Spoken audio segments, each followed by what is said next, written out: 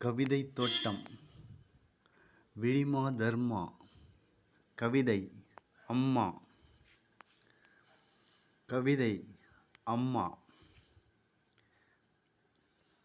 கண்கள் பார்த்து முகம் கண்டு அறிவதல்ல அம்மா. கண்கள் பார்த்து முகம் கண்டு அறிவதல்ல அம்மா.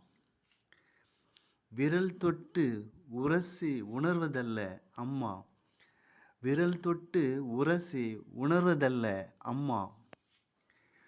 மொழி கேட்டறிந்து புரிவதல்ல அம்மா.